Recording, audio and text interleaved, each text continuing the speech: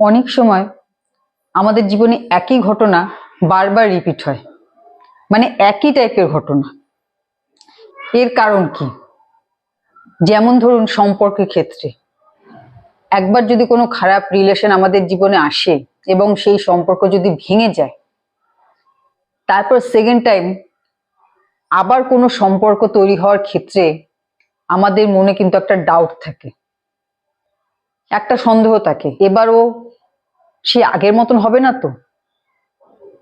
মানে আগের বার যেরকম আমি সাফার করেছি, আবার ঠিক সেরকম সাফার করব না তো? ঠিক সেই রকম মানুষ আবার আমার জীবনে আসবে না তো? এই মানুষটিও ঠিক সেই রকম হবে না তো? মানে ওই যে পুরনো সম্পর্ক আমাদের মাইন্ডে এমন একটা প্যাটার্ন তৈরি করে দেয় যে সেই প্যাটার্নই বারবার রিপিট হতে থাকে। মানে সেই সন্দেহ এবং সেই ডাউটের জন্য আমরা বারবারই খারাপ জিনিসকে জীবনে আকর্ষণ করি। কারণ যে জিনিসটা আপনি পেতে চাইছেন না, সেই জিনিসটা আপনি যতবার চিন্তা করবেন যে এই জিনিসটা যেন না হয়, এটা যেন না হয়, এটা যেন না হয়, সেই বিষয়টা এনার্জি পাবে। সেই এনার্জি পাওয়ার জন্য সেই ইভেন্টটি আমাদের জীবনে আবার ফিরে আসে, সেই ঘটনাই আমাদের জীবনে আবার ফিরে আসে, আবার রিপিট হয়। কিন্তু যারা এর উল্টোটা করে, যে যেটা হয়ে গেছে হয়ে গেছে, এইবার আমি আর সাফার করব না, এবার যা হবে সব ভালো হবে, এরকম যারা ভাবতে পারে, তারা কিন্তু সেই প্যাটার্নকে আর রিপিট করবে না। তারা কোনো পজিটিভ মানুষকে নিজের জীবনে আকর্ষণ করবে, এবং এরকম অনেক ক্ষেত্রেই হয়ে থাকে। আবার অনেক সময় এইরকম কোনো কষ্ট, এরকম কোনো যন্ত্রণা পাওয়ার জন্য কোনো কার্মিক কারণ থাকে, যে আমরা কাউকে কষ্ট দিয়েছি, দুঃখ দিয়েছি কোনো না কোনো জীবনে, তো সেটা পাওয়ার আমাদের সময় হয়ে গেছে। সেই একই জিনিস আবার আমাদের জীবনে এবার রিপিট হবে, এরকম ঘটনা কিন্তু হয়ে থাকে। যেমন একটা ছোট্ট উদাহরণ দিই। এর মধ্যে এক জায়গায় পড়ছিলাম যে একজন ব্যক্তি অনেক চেষ্টা করেও সারা জীবনে নিজের একটি বাড়ি করতে পারছে না, কিছুতেই পারছে না। মানে কোনো না কোনো বাধা এসেই যাচ্ছে।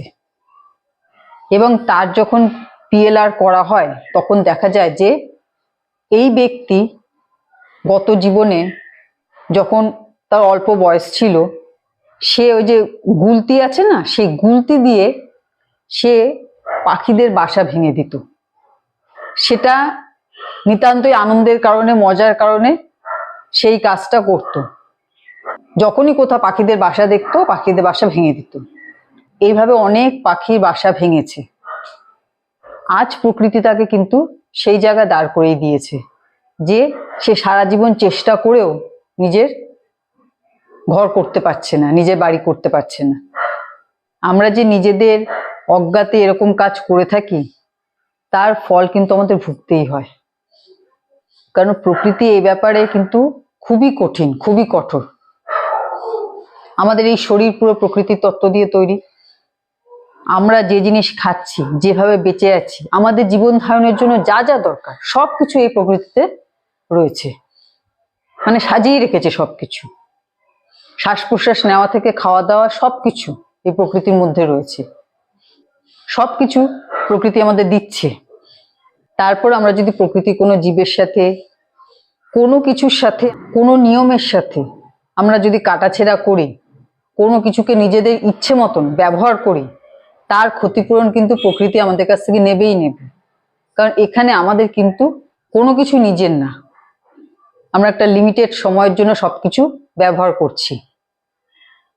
এবং সেই সময়ের মধ্যে আমরা নিজেদের ইচ্ছে মতন যা খুশি তাই করব, তা কিন্তু প্রকৃতি হতে দেয় না। এবার অনেকে বলবেন হয়তো যে অনেকেই তো করে। হ্যাঁ, অনেকে করে, ঠিক সেরকম বহু নানান রকম সমস্যায় যে মানুষ রয়েছে, সে কি এমনি এমনি? এর পেছনে কি কোনো কারণ নেই? বিনা কারণে তো কিচ্ছু হচ্ছে না, কিচ্ছু না। এই নেচার বা প্রকৃতি কিন্তু আমাদের সময় সময় বুঝিয়ে দেয়।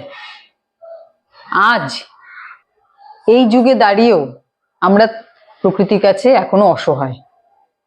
সেই জন্য যখন যে কাজ করছেন, সে ব্যাপারে পুরোপুরি কনসাস থাকুন।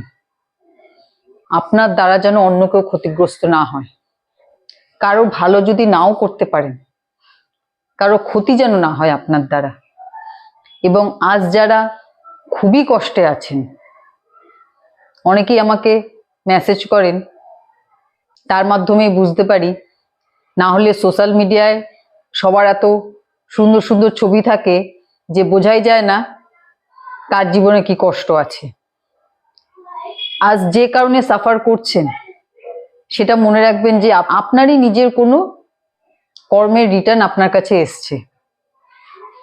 সেই জন্য জ্ঞাত এবং অজ্ঞাতভাবে এই জীবনে এবং আগের সমস্ত জীবনে যত কর্ম করেছেন তার জন্য ঈশ্বরের কাছে ক্ষমা প্রার্থনা করুন। প্রতিনিয়ত প্রতিদিন করুন। এবং এই ক্ষমা প্রার্থনা কিন্তু ওপর না, মন থেকে, অন্তর থেকে। কারণ অনেক সময় যারা পিএলআর করে, তারা যাদের পাস্ট লাইফে নিয়ে যায়, তারা নিজেরাই অবাক হয়ে যায় যে তারা এতটা খারাপ কাজ করে এসছে, একথা তারা নিজেরাই বিশ্বাস করতে পারে না। এবং তখন তাদের এই জীবনের যে কষ্ট সেটা অনেক কমই মনে হয়। সেজন্য যে যখন কোনো না কোনো কারণে কষ্ট পাচ্ছেন, তখন জানবেন যে আপনারই নিজেরই কোনো কর্মের অ্যাকাউন্ট আগে তৈরি হয়ে আছে, যেটাকে আপনি এবার ব্যালেন্স করছেন। সেজন্য ঈশ্বরের শরণাপন্ন হওয়া ছাড়া, ঈশ্বরের কাছে ক্ষমা চাওয়া ছাড়া আর কিন্তু কোনো রাস্তা নেই। ঠিক আছে? তো আজকে ভিডিও এখানেই শেষ করছি। সবাই ভালো থাকবেন, সুস্থ থাকবেন। নমস্কার।